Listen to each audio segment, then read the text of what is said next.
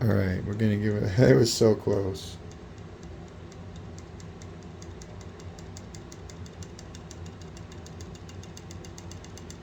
So we're gonna turn it up to its operational.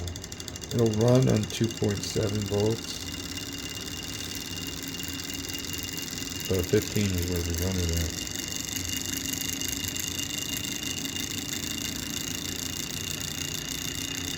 And that is a much better switch. I would choose to.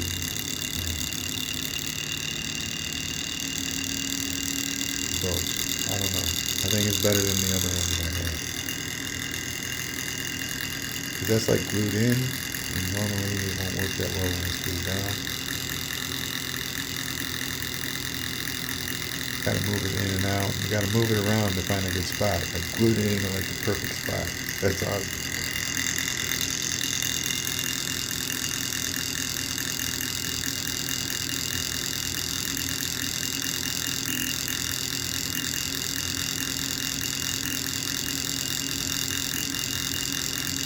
Alright, so that's what we're giving up. I don't know about having any coils in between. You just have, keep them the same.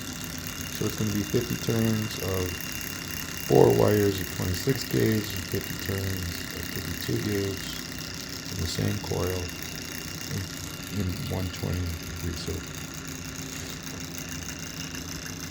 So it'd be 3 of those. 120, each with their own 2 capacitors.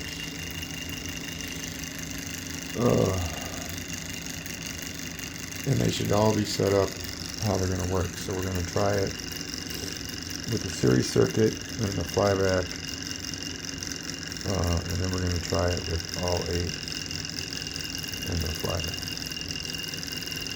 So like 4 and 4, flyback, 8, flyback. For all 3, and then I don't know, we'll work on maybe having a transistor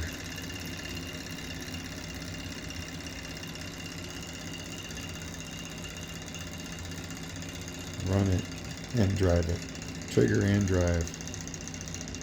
If I can just get to put capacitors to be able to fire on like a bare minimum.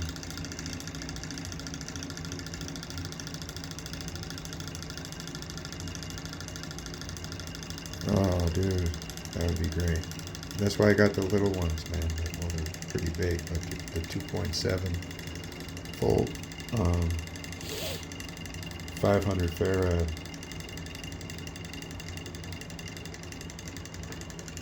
Should be pretty good. And then I got the insulated gate bipolar MOSFETs, so they're pretty good. I think they do about 30 amps, 60 volts.